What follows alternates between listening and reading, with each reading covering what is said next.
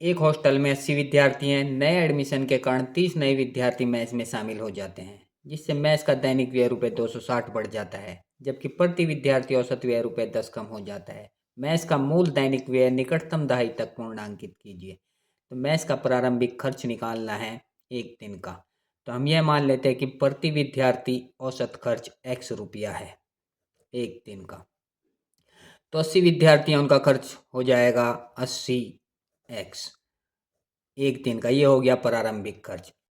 अब 30 विद्यार्थी मेस में आते हैं तो विद्यार्थी हो जाएंगे 110, और प्रति विद्यार्थी औसत खर्च है वो 10 कम हो जाता है, तो इसमें से 10 माइनस करेंगे। अब ये हो गया यहाँ पर नया खर्च, और जो नया खर्च है वो पहले से 260 बढ़ जाता है, तो पहले वाले में 260 जोड़ देंगे। ये भी नया खर्च हो गया, ये भी नया खर्च हो गया, दोनों को बराबर कर देते हैं। अब इसका कैलकुलेशन करना है।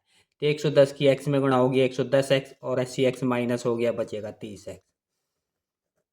और 30x बराबर हो जाएगा 110 की 10 में गुणा हुई 1100, और 1100 में 260 इधर जुड़ेगा तो हो जाएगा 1360।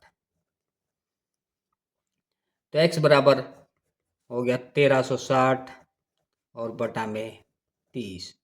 और हमको निकालना है प्रारंभिक खर्च यानी 80x। तो 80x के मान के लिए 80 से इसमें गुणा हो जाएगा, और एक जीरो से एक जीरो गया, और 3 से इसको भाग करेंगे। पहले 8 से गुणा कर देते हैं। 8 से गुणा करेंगे, 8 छंग 48, 8 या 24 और 4 28, 8 इकन 8 और 2 10, और एक ये जीरो, 10,880 और बटा 3, और 3 से इसमें भाग करेंगे तो आएगा 3626.66। और निकटतम दहाई के स्थान तक पूर्णांकित करना है, यानी दहाई के स्थान को पूर्ण संख्या में बताना है। इकाई का अंक हमारा 5 से ज़्यादा है, तो 3630 इसका राइट आंसर होगा। ऑप्शन सी यहाँ पर राइट होगा। अब नेक्स्ट क्वेश्चन। 4 पेन और 5 नोटबुक की कीमत रुपये 130 है। यदि एक पेन की कीमत 25% बढ़ जाती है और एक नोटबुक की कीमत 20% कम हो जाती है, तो 2 पेन और 4 नोटबुक की कीमत 82 रुपये हो जाती है। एक पेन व 2 नोटबुक की मूल कीमत कितनी है?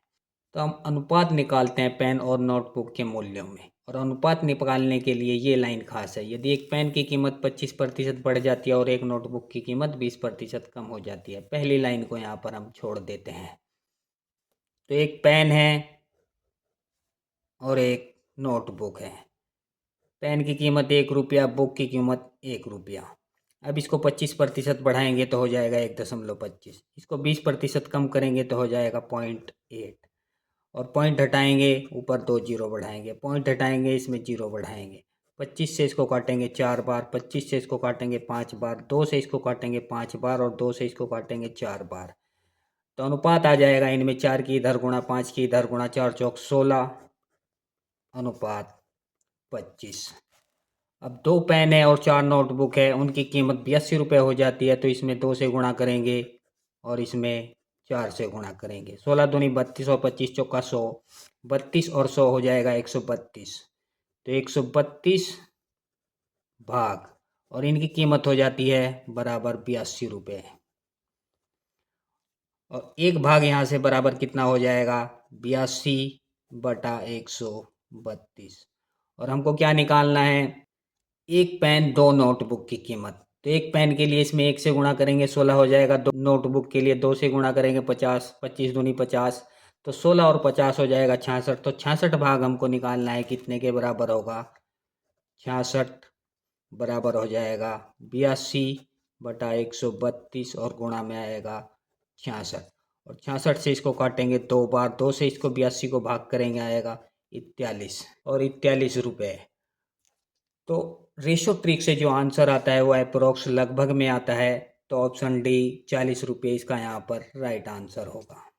या फिर हम इसको रैखिक समीकरण बनाकर भी कर सकते हैं। रैखिक समीकरण से कैसे करते हैं? जैसे पहले दिया गया है 4 पेन 5 नोटबुक की कीमत 130 रुपया है, तो हो जाएगा 4p और प्लस 5b बराबर 130। और फिर एक पेन की कीमत 25% बढ़ेगी। एक का जब 25% बढ़ेगा, फिर से पहले की तरह ये 4/5 आएगा p, और प्लस ये आएगा 5/10 4 बी और बराबर हो जाएगा 82। अब इन दोनों रैखिक समीकरण को हल करके यहाँ से मान निकाल सकते हैं। इसमें थोड़ा समय लगता है।